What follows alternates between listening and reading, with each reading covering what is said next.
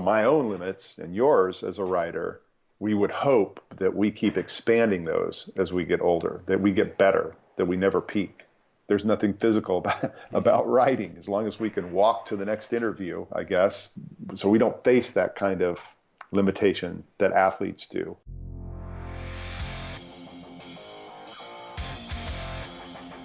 Hey, CNF, greatest podcast in the world, sponsored by Bay Path University's MFA in Creative Nonfiction.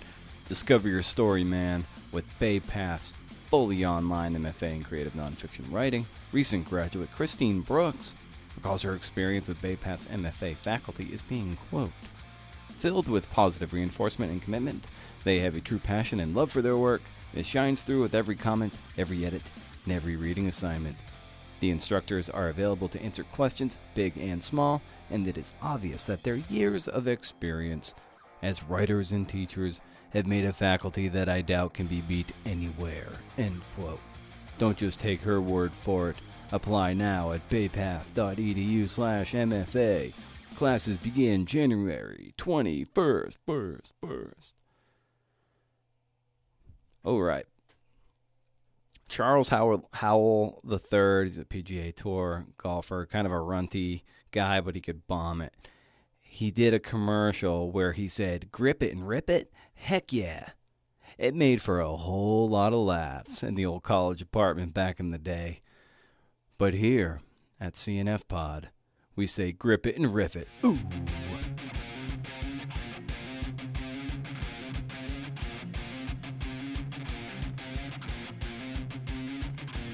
That's right, CNFers. This is CNF, the Creative Nonfiction Podcast, where I talk to badass people about the art and craft of telling true stories. I'm your host, Brendan O'Mara. Hey. Today's guest is Kevin Robbins, at KD Robbins on Twitter. He makes his return to the podcast after a 3-year hiatus. Back then, we talked about his biography of Harvey Penick, the iconic golf instructor. And this time around, he's written The Last Stand of Payne Stewart, the year golf changed forever. It is published by Hachette Books. We get into a lot of great stuff that digs beyond golf. It's gotta be beyond golf, right? You could say this podcast went by feel. That'll mean something to you after you've read this book and certainly listened to this pod. There are two approaches to a podcast intro. One is get out of the way and pave the way for the guest. You've heard me say it, don't bore us, get to the chorus, quoting Tom Petty. That serves the listener in a way, right? It honors the time.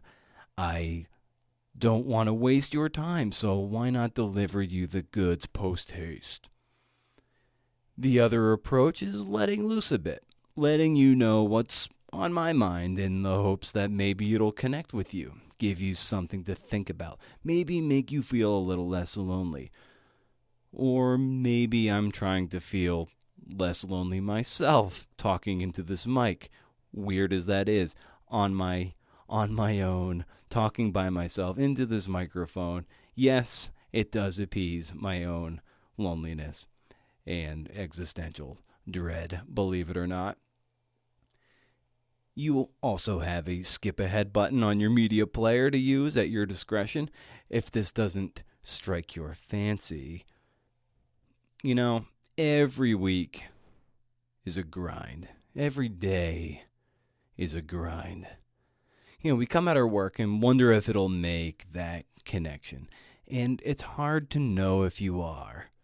We either write and talk into what feels like nothing, and there's no validation, but we show up anyway, right? All we have is the work. And if you plop down and bang out some bad words, you need to give yourself some credit. There's a lot of people out there who want to say they're a writer or a podcaster or anything, and they're waiting for the perfect moment. But there's no perfect moment. It does not exist. You're never ready, but you've shown the courage to sit down, I know you have, to maybe stay in on a Friday night to write that essay when there's pressure to go to the bar.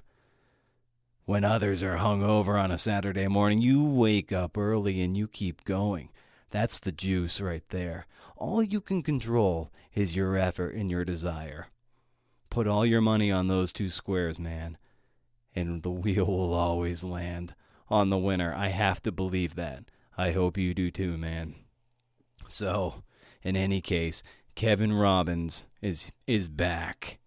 And it was a thrill to catch up with him. I hope 3 years do not go by before we get to speak again on this podcast. Or in person, but especially this podcast. The book, again, is The Last Stand of Payne, Stewart. The backdrop might be golf, but the underlying themes Kevin so skillfully wove into this narrative are timely and timeless. I hope you like this conversation, CNFers. Let's kick it.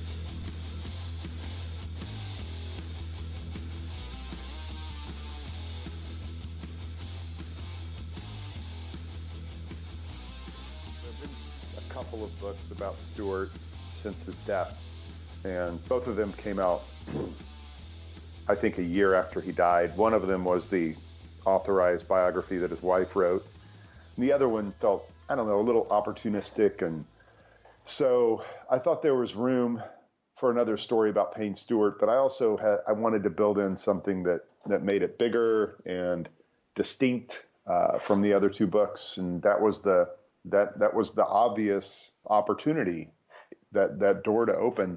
And also that we didn't see that happening before our eyes in 1999 because we didn't recognize that it would be anything permanent or significant. And now, when, like, Rory McIlroy won a golf tournament today, another World Golf Championship, well, his style of play really was kind of born or beginning in that period of 1999. So I'm glad you recognize that, Brendan. And I don't know, it's that very much is a golf story.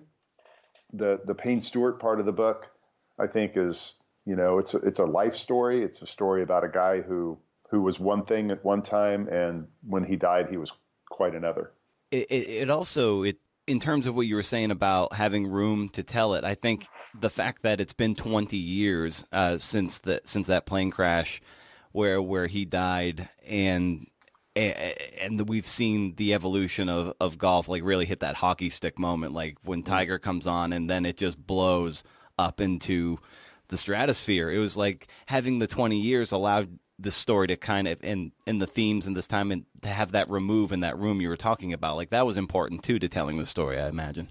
Yeah, it was essential, and time gives us another way to reappraise someone's life. Time gives us the opportunity to give it a different kind of meaning or look at it in a different way. And, Payne meant a lot of things to a lot of different people. Not all of them were positive, but most of them were. I mean, his last year of life, his last season on the tour, it represents so much, not just in golf. I mean, like, I play golf, so I can look at it as a professional comeback story, and I know what that takes, on a minor scale. But just as someone who appreciates humanity and how people live and what that means, that his last year of life meant something. It showed us something, that he had grown, he had evolved, he had changed as a person. I think it's a redemption story. Not a full redemption, but he was on the path to that, and then he got snatched away. He got on that plane, and he was 42 years old, and he was on the way up in professionally and personally, and then the plane never came down. It did, but he and the 5 other occupants were dead, and I think that's really unfair. I think that it really is tragic. I wish we could have seen how the story played out. Yeah, because this book, in a lot of ways, in his life, it really defies precocity, or that, like, you are somehow, ossified as a person when you're in your early 20s. And it was right. And for him to pass away, to die at 42, and he was on that path to being better in approaching middle age. In a lot of ways, that's a breath of fresh air that we are constantly evolving, and we don't have to be who we are at age 23 for the rest of our lives. Oh, yes. Yes to that. That was really my hope and my objective with this story was, we tend to idolize and athletes, they mean something greater than they are to us. And that's fine. That's what most of them accept that and embrace that. And that's great. We need idols. We need heroes. But, he, as a young man, he had flaws, and he did things and he said things that I'm sure he wanted that he regretted and wanted to take back, but you can't do that. It happened, and so he owned it.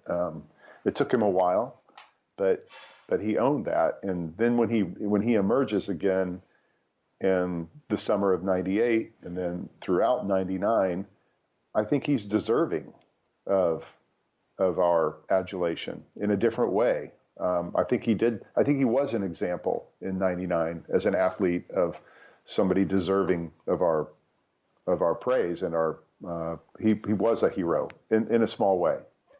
Yeah, and in a 10-year span from when he was, say, 32, when he reveled in Reed's collapse at the PGA Championship, to '99 when he wins the U.S. Open, but takes Phil Mickelson's head in his hands and says this doesn't matter. Yeah. That's in a 10-year span. That's quite a lot of growth. I think so. And yes, so it is a fact that he did that in '89 at the PGA Championship. And it's also a fact that 10 years later, he went to Phil after making the putt to win the U.S. Open. He went to Phil, put his face in his hands and said something. And we know what Phil's version of that is. And I'm not at all saying that didn't happen. But what I'm saying is, we can look at Payne Stewart in '89, we can watch him, and then we can watch what he did in '99.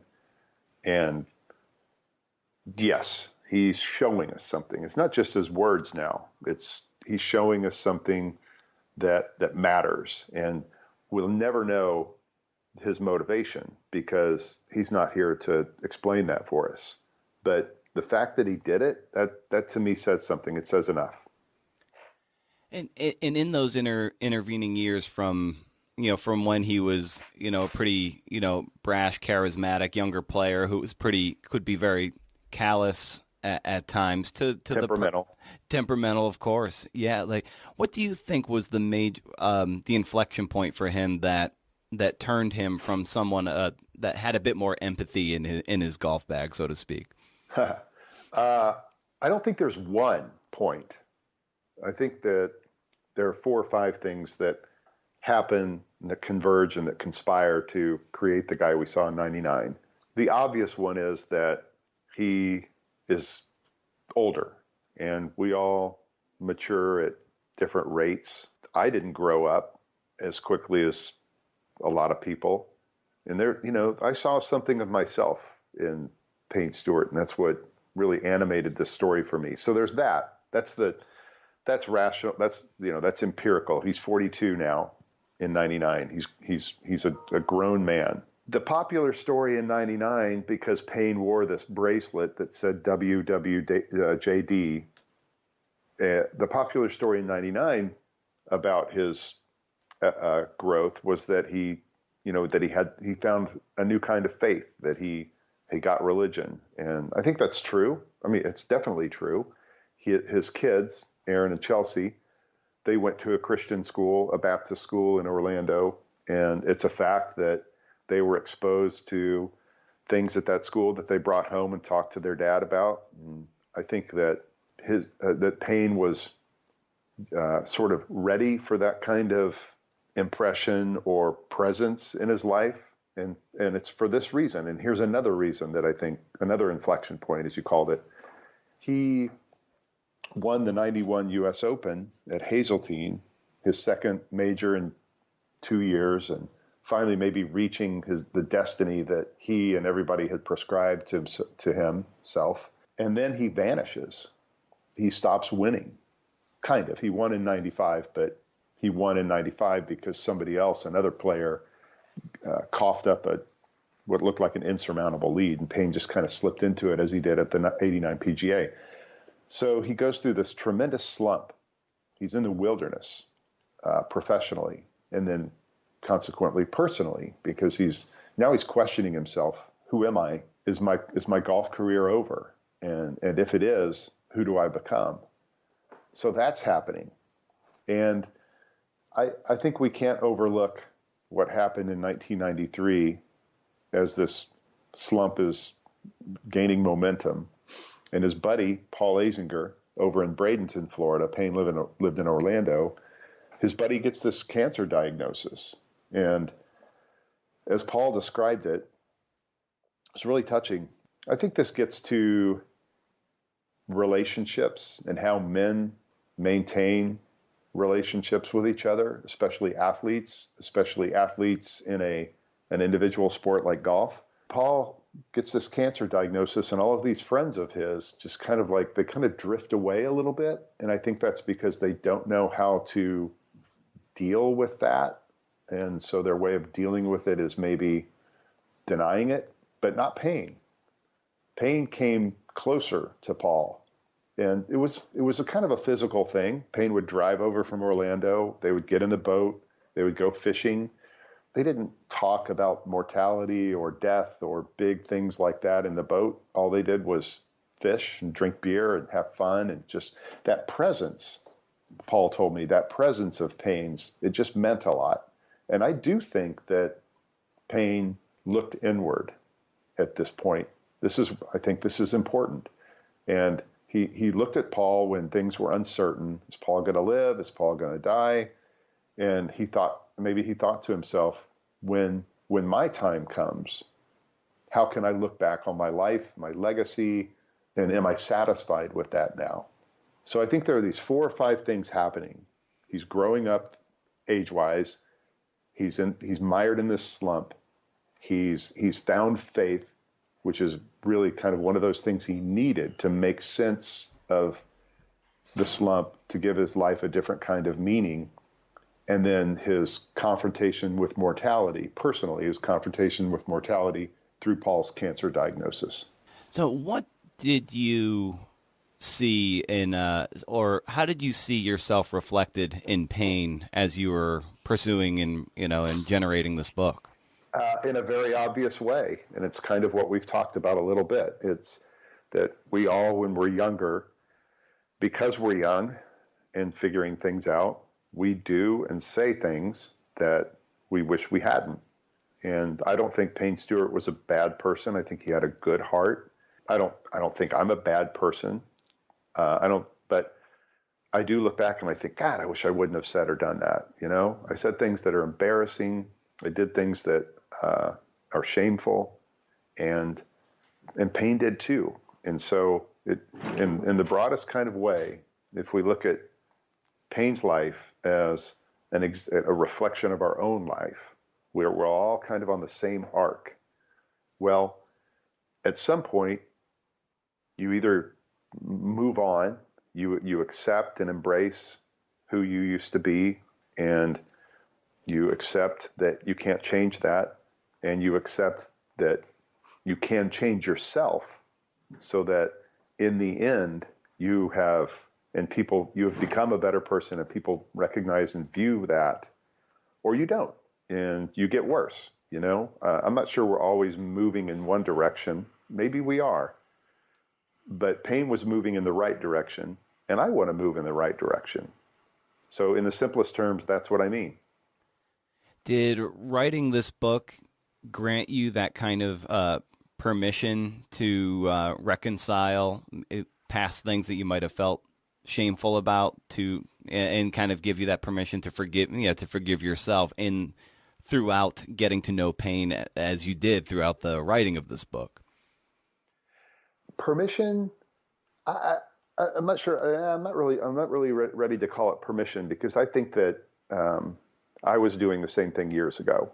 you know, through people I've met, through, you know, my wife, my family, and the choices that I made as a younger person to just become different. And so I'm not sure it's permission, but I do think it's an example of a famous person. You have an athlete doing that. I think that's interesting, and I think that, you know, that was something I wanted to share with the world. I wanted to show them, look, you know, look what Payne did, and you can do that too. And I hope people see that. Yeah, and it's encouraging in a sense too that you could see Payne making those changes, but also even at age 42, like regressing a bit too. It wasn't perfect. Like saying the Europeans should caddy for them, and then making the very sort of the Chinese sort of comment he made later in that kind of accent. Like that's very insensitive, and that's someone who was on a certain path and then definitely, you know, regresses a bit. So it's imperfect. That process is imperfect. And that's what makes him real. You know, it would seem artificial or too adulatory or like hagiography if in the end Payne's perfect.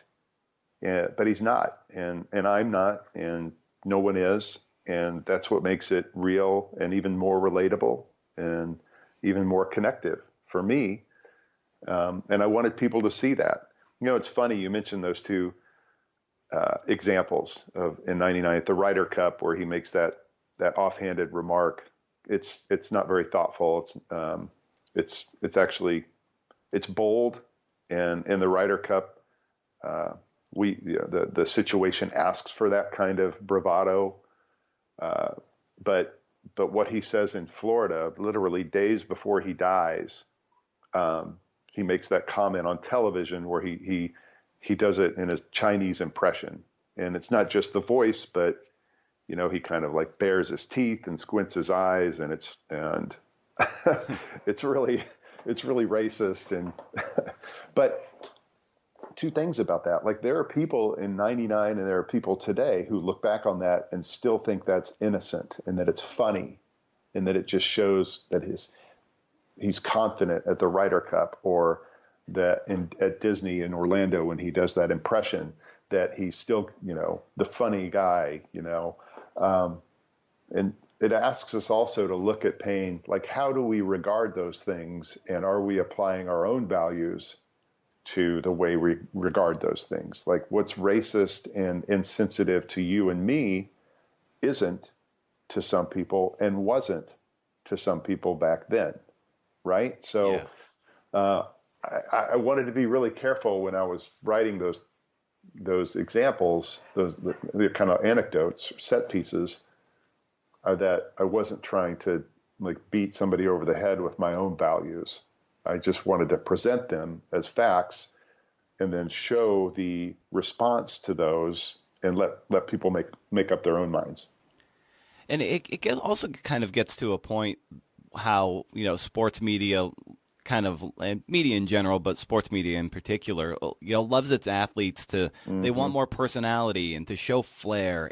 But the minute a line gets crossed, these athletes get, you know, vilified. And then you wonder why they retreat into, you know, their social circles, and they get insulated by their own social media presence, and perhaps their own group of trusted people that just insulate them, and then you can't get anything written and done, and then it's this kind of circle of, you know, the minute that they try to say something, you know, colorful that's demanded, then they get slapped on the wrist, and you wonder why they retreat. That's true, but this story, what Payne's life gives them an example of someone who owned it. You know, Payne did apologize. He expressed his regret in '99 for who he had been. He did it before reporters, and he did it in television interviews.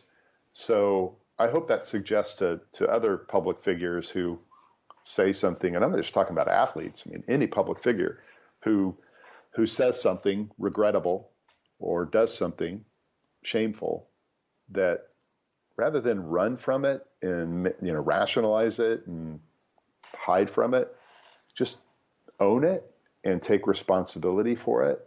And I think that the public will forgive and also move on and appreciate that someone is taking responsibility. I mean, this is a story for our time right now, because we have public figures who are not taking responsibility for, and they're evasive, and they're lying. And that's not who Payne was in '99. And I hope we can look back and say, yes, this is an example that we can live by now.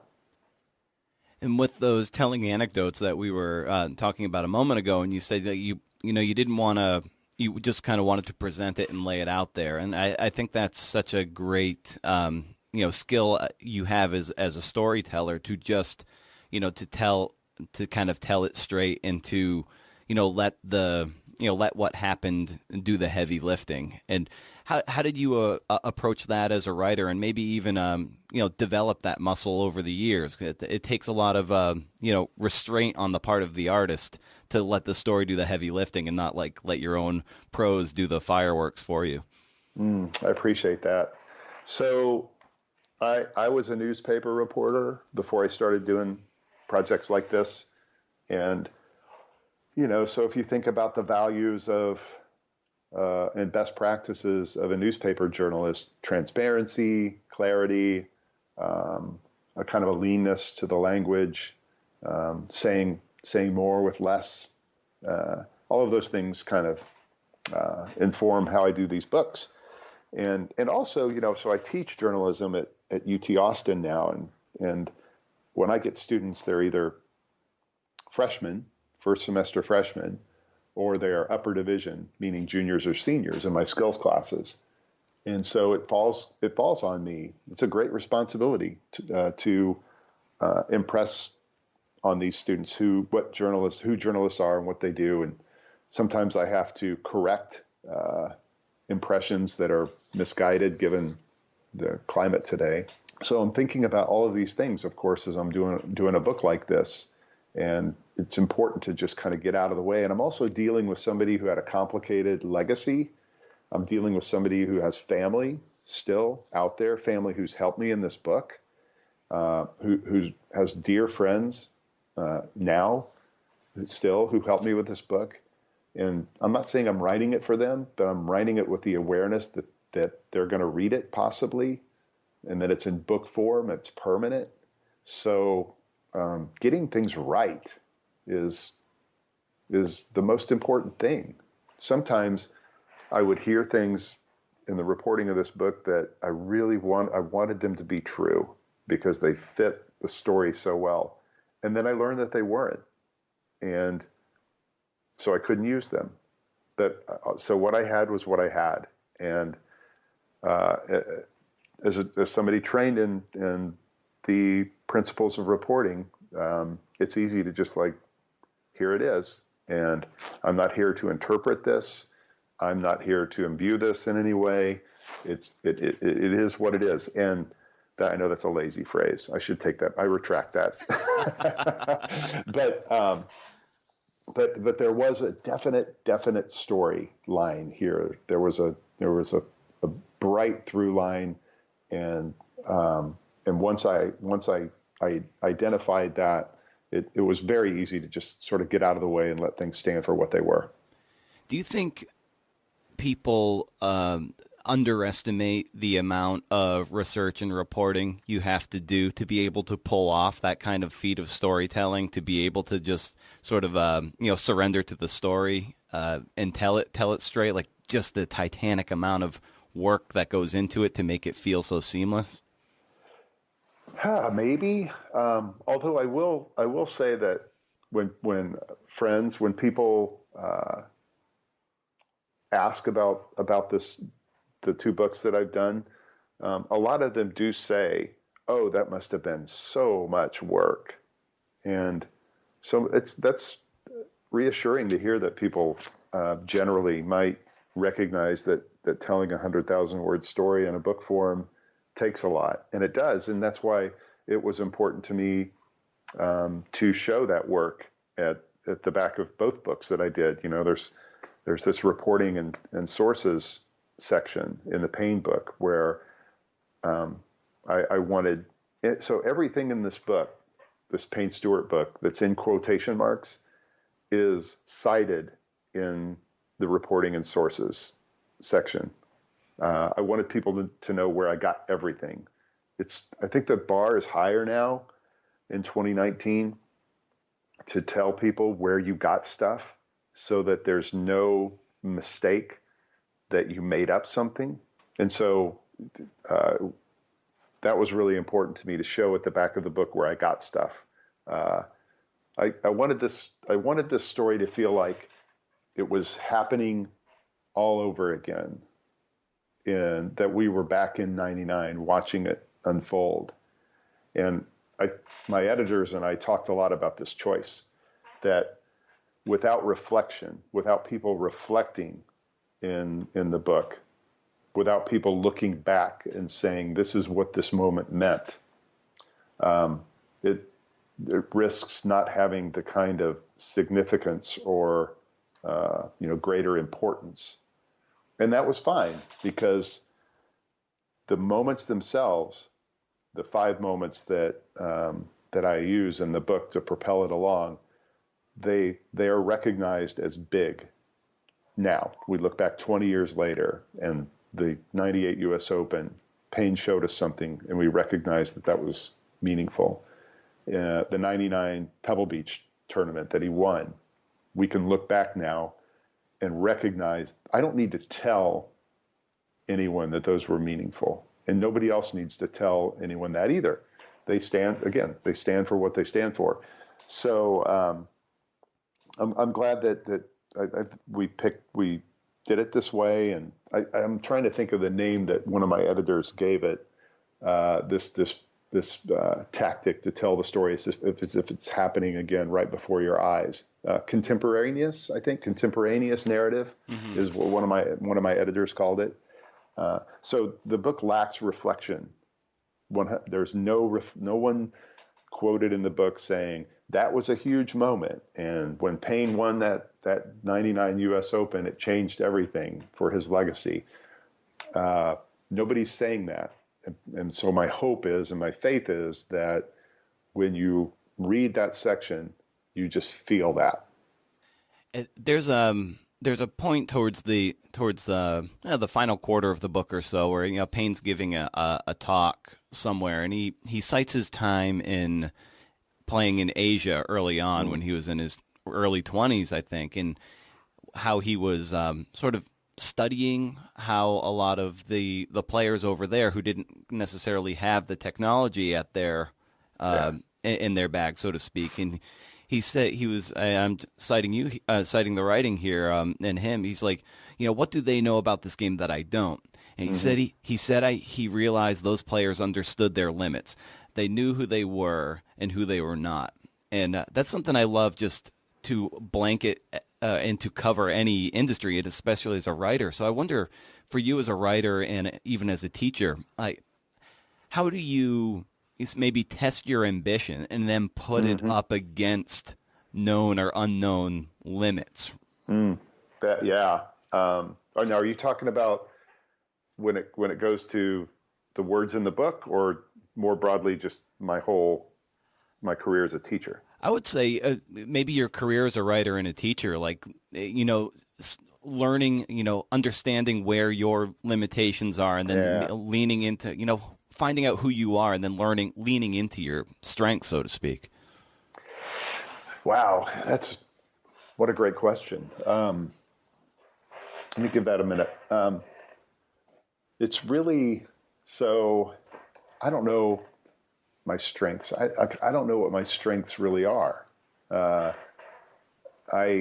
know that, I can write a clean sentence, and I know that that I'm accurate. I know that I can meet a deadline.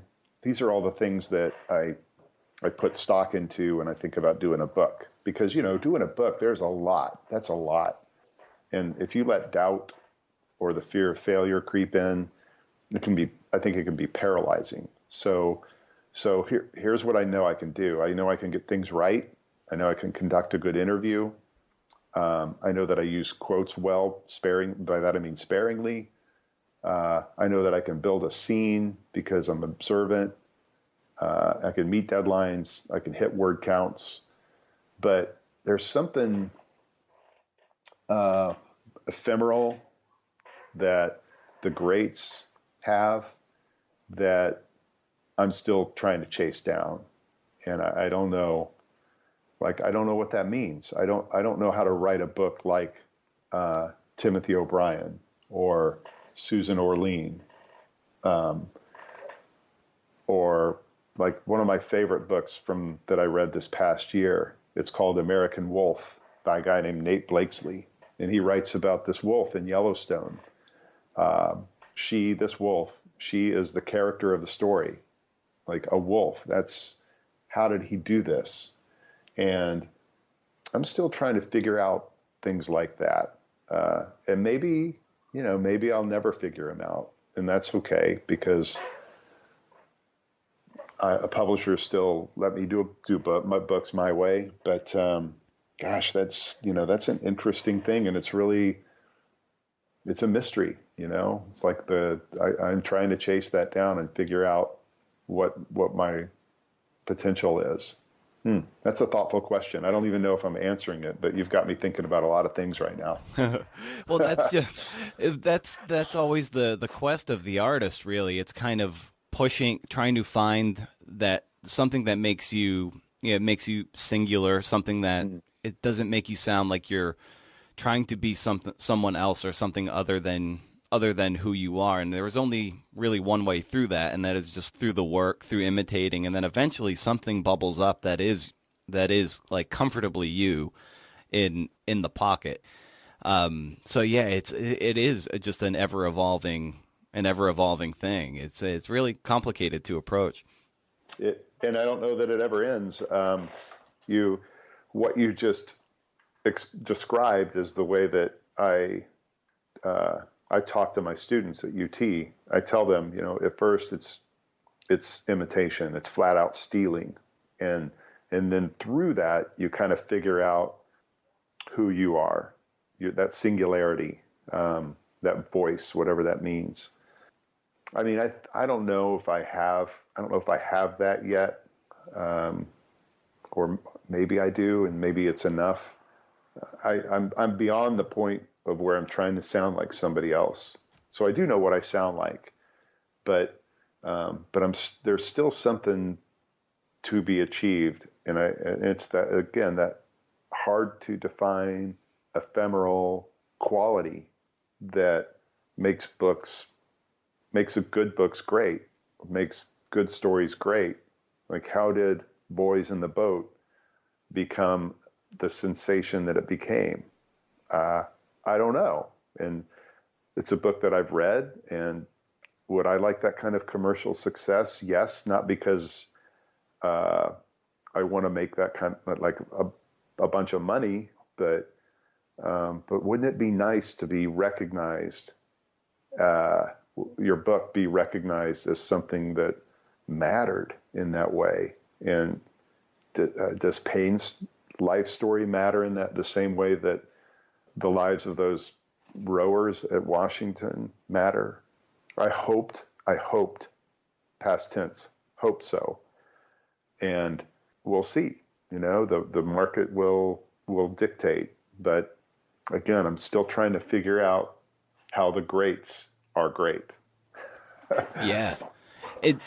When you look at, when you look at your own work and you're trying to, maybe chase something that feels like the American Wolf or Boys in the Boat, or something on that level that you see in your own work that maybe you feel, and only maybe you can define this as lacking. Like my work doesn't have 6-pack abs. Like, I wish I had the abs. Yeah. So when you look at your work, like what do you see as lacking, and maybe what club do you wish you had in the bag? Mm-hmm. Again, I mean, it's kind of what we're talking about and around right now, isn't it? And the answer is I don't know. Yeah. And that's kind of the scary part of this, is now I'm confronting something. Maybe I'll never know. And am I okay with that? And yeah, I mean, I'm looking at my bookshelf right now, and I've got a lot of books in front of me that I love. And then I've got my books over here. And I love those too for different reasons. I love them because they're mine. But when I think about why doesn't my book rise to the level of excellence that these other books in front of me do, that's the question I'm still trying to answer. And I'll keep trying. I don't want to overstate the importance of this. It's not that I want to write a great book because I want to be recognized as any kind of great author or demand a big contract for a subsequent book or, it's not vain like that. It's just that, I do want to do something that, that sticks. And that's what I'm still trying to sort out. And I'm not going to give up. I don't think I'm not going to give up. And I, am I happy with the way that I did these two? Sure, I am. Maybe I'm limited by the material. Maybe the stories weren't what I thought they would be. I don't know, but I don't know what that club is. But I'll keep shopping for it. How's that? Yeah. Oh, of course.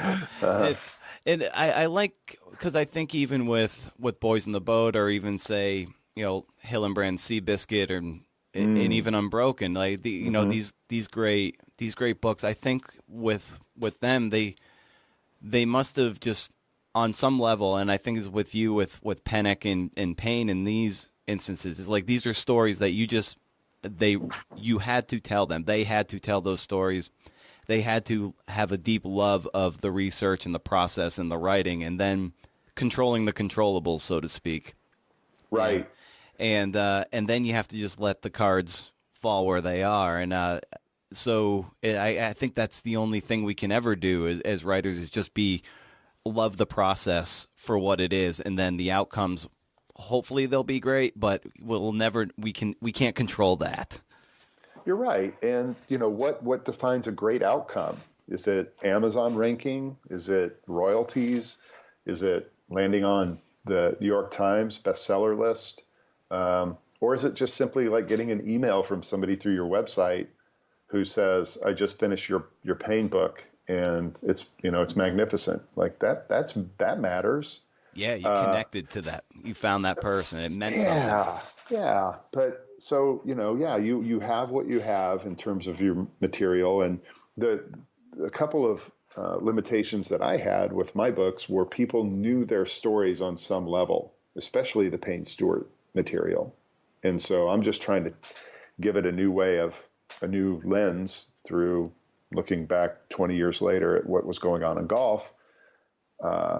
And Seabiscuit and Unbroken and Boys in the Boat and American Wolf and all these other books like this, they revealed brand new stories.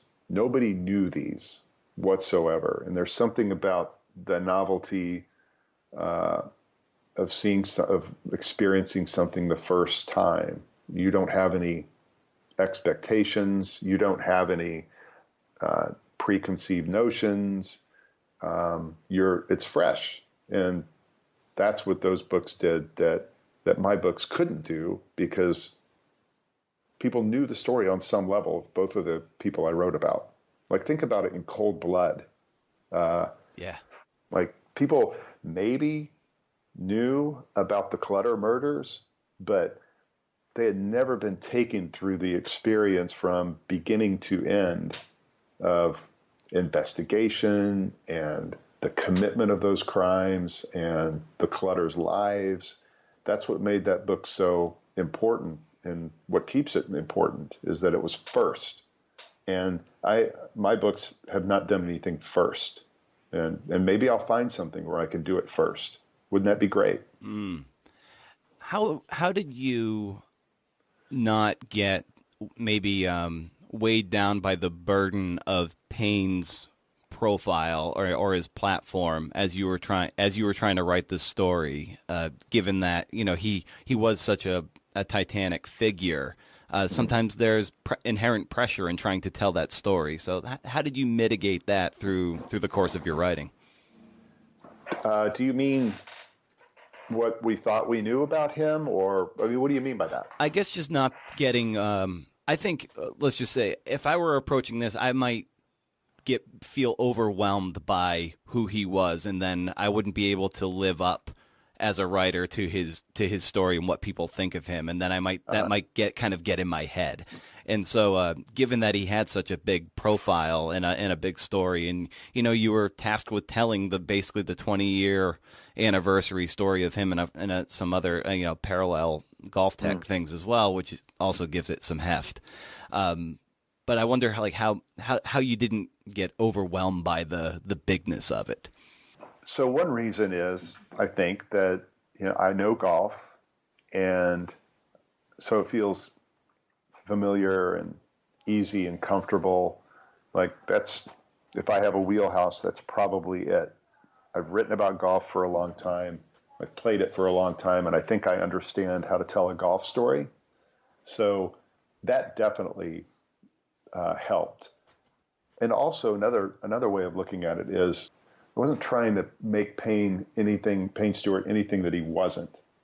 And that idea that his example is a human example, and that it's universal, and that it's relatable, that really strips everything down, doesn't it?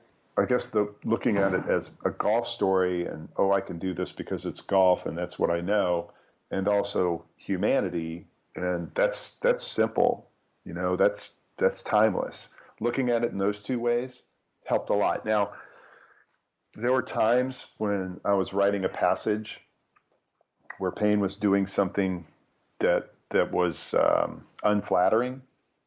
There were times when I'm writing where I was doing things like this in the book and thinking, oh my gosh, his wife is going to see this, and there were no big surprises, by the way. His wife's going to see this. His kids, who are now older and married and have their own lives, Payne's friends are going to read this, and my whole objective is, did this really happen this way?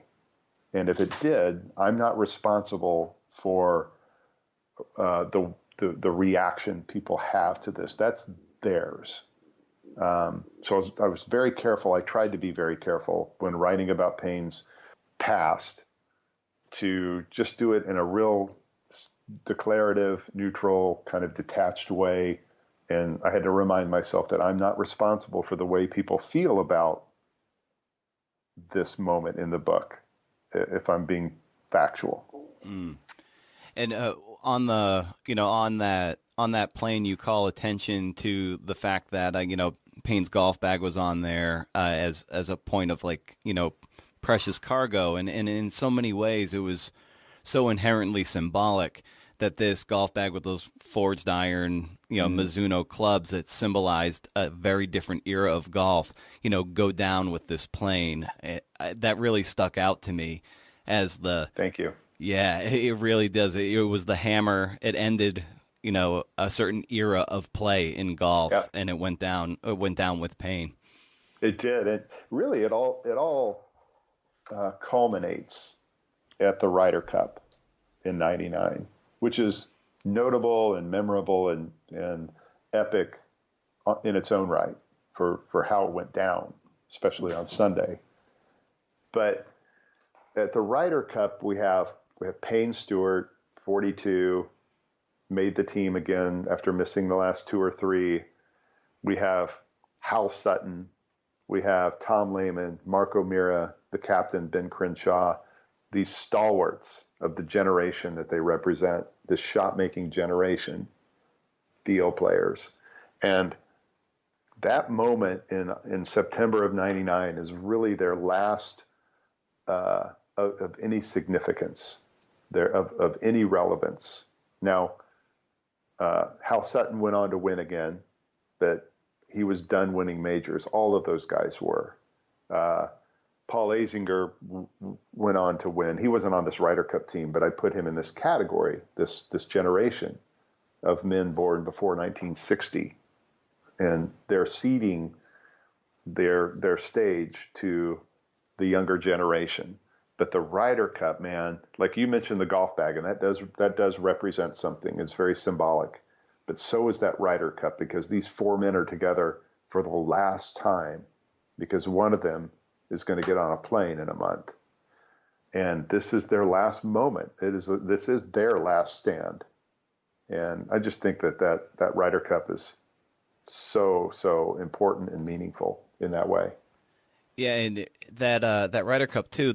I remember it was my freshman year of college at UMass Amherst, and my buddy Joel, who was my roommate, we had just met that month. He was a year ahead of me, and he's a big golfer, and like that weekend it was so it might have been like our third or fourth weekend knowing each other, and we watched it on a television screen maybe the size of your book just opened up, a tiny little 10-inch TV. And when Leonard hits that putt, I mean, it was like the weekend Joel and I became really good friends that weekend. It was really just this moment of bonding. It was so exciting. Like it was incredible.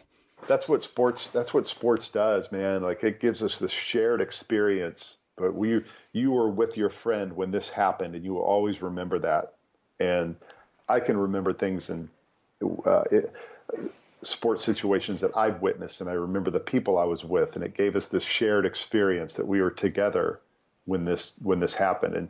And that's part of this story too, is that Payne was with people at certain times. Like that night after the Ryder Cup on Sunday, that party that went deep into the night at the team hotel, Payne and Hal Sutton, who coincidentally were the two oldest players on the team, they were the last ones up, and everybody else had gone to bed, and Payne and Hal were up, and they were talking about when they would be Ryder Cup captains. And they talked about going fishing together and riding horses together. It was this, as Sutton put it, the walls had come down that weekend in Boston.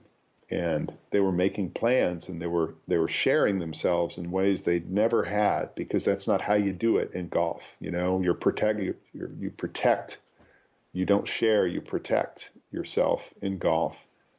Just this great, nice human moment these two guys were having, and Hal will always remember that because he was with Payne. That shared experience. And I think it would be. I'd like you to take us to that moment in November of 2016, a Saturday night, when you came across or was reading the NTSB safety report of this plane crash, because that was truly the seed that set this book in motion. So what was that like, getting a hold of that and seeing that that's where the substance for this book, or the real propulsion was coming from? Yeah, it was just happenstance. I wasn't looking for anything, but I did find something that, you're right, became the first moment. So I was reading this report, the summary at the top, and this report's like 1,500 pages long, and as government reports are, it's richly detailed. There's no story there, but everything is there, ready to be organized. And I remember early in the summary of the report, it was kind of the report was listing kind of like the inventory of the plane, almost like a manifest. And it mentioned the 30-pound golf bag. And I don't know, I can't tell you why that just stuck with me, but it did. I didn't know at the time that it had the Mizuno blades. I didn't know anything about this golf bag. But I could not forget it. The report had been made public after the publication of the two other books about Stewart's life. So that gave me hope that there was a new door to open.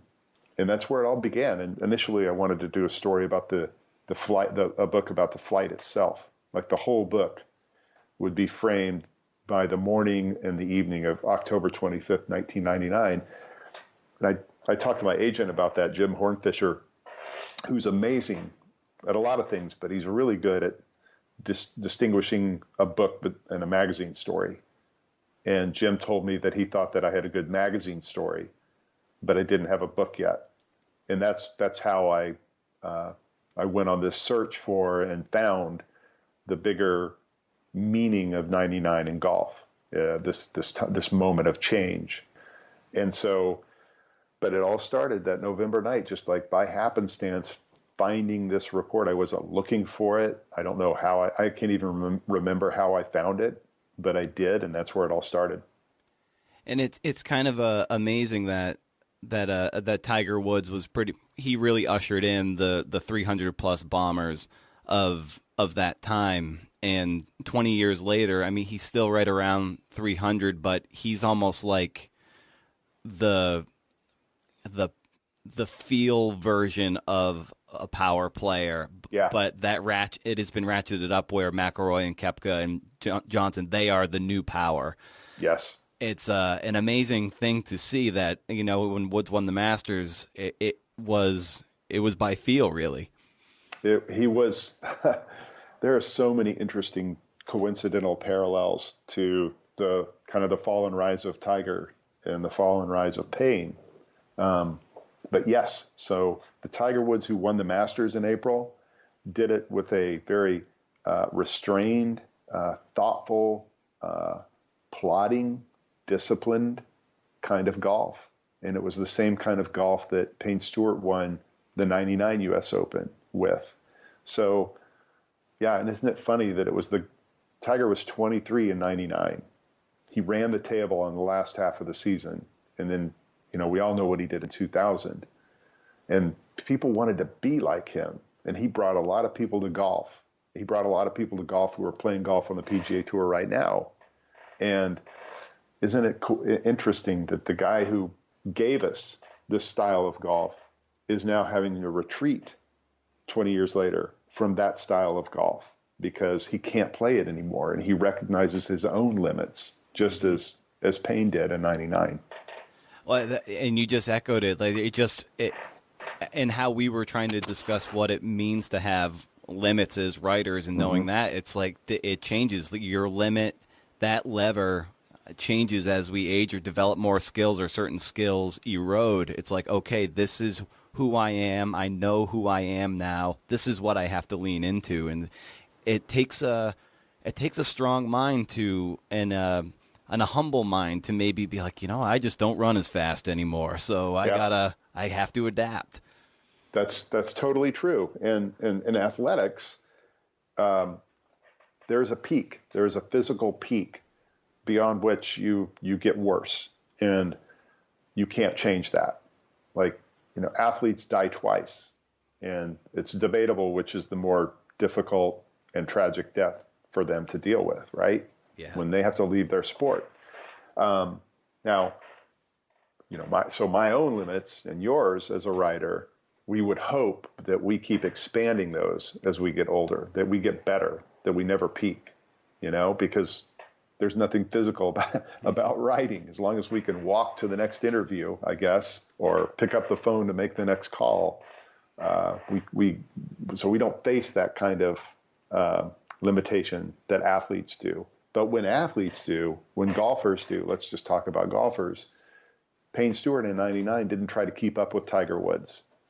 He capitalized on what he could do best. He could lean on his experience, and he could master his short shots in ways that Tiger couldn't because he didn't have the repetition yet. He was only 23.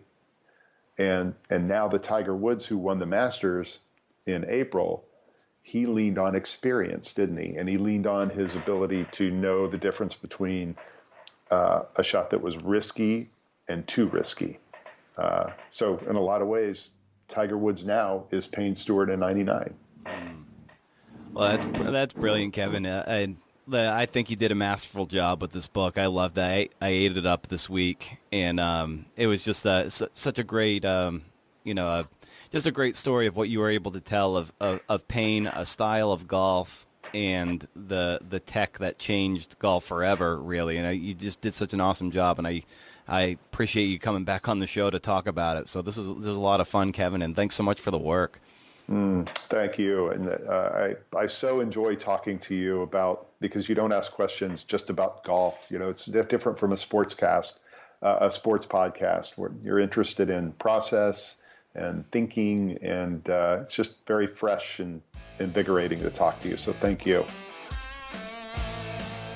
Well, I hope you enjoyed that one as much as I did. I enjoy them all. I definitely do. I wouldn't publish them if I didn't.